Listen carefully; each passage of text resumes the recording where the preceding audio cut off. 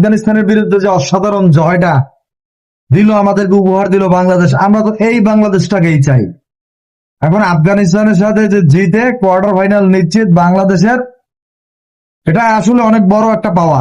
তবে কালকের ম্যাচের শুরুটা যা ছিল, জাস্ট ওয়াও, জাস্ট ওয়াও।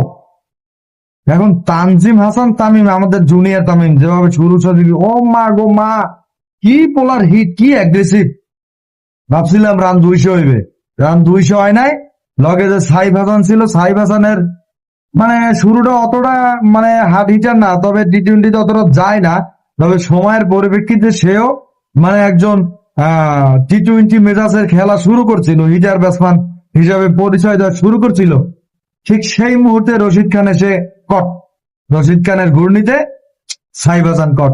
যাই হোক, কোনো ব্যাপার না। তারপরে লিটন দাস আসলো। লিটন দাস না, বিগত 2 ম্যাচে ভালো খেলছে, এখন একটা ম্যাচ খারাপ যাইতেই পারে। যাক, লিটন দাসের চ্যাপ্টারটা বাদ দিলাম।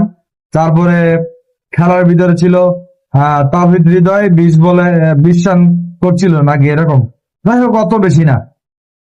তবে লাস্টে যে খেলাটা খুব ভালো লাগছিল, সেটা মনে করেন যে নুরুল হাসান সোহান, যে মনে করেন যে ম্যাচের পর ম্যাচ ভালো খেলে যাইতেছে, তারপরও দলে চান্স পাইতেছে না। কালকে সে চান্সটা পাইছিল 6 বলে 12।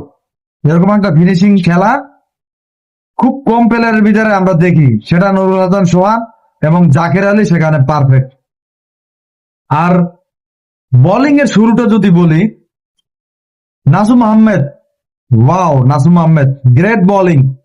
সে শুরুতেই যে ব্রেক থ্রুটা আনিয়ে দিল, যে একটা রান আউট, তারপরে আর একটা উইকেট, তারপরে মুস্তাফিজের কাটার, মানে সব মিলিয়ে বাংলাদেশে একটা ছন্দ, একটা প্যাকেজে কালকে ধরা দিছে বাংলাদেশ।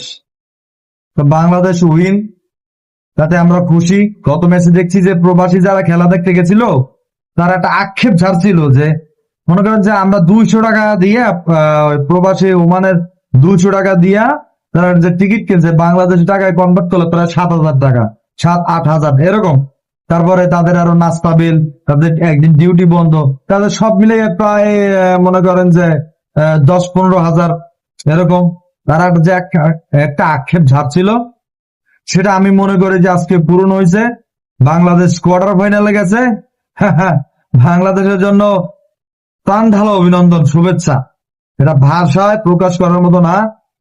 আর আফগানিস্তানে একটা জিনিস দেখলাম, মনে করেন যে আফগানিস্তান যতই ভালো গেল আর বাংলাদেশ যতই খারাপ গেল, শেষ পর্যন্ত কেমনে কেমনে জানি আফগানিস্তান বাংলাদেশ খেলা হইলে বাংলাদেশ জিততে যায়। এটা এটা যাই হোক, যেমন হয় আর কি, এটা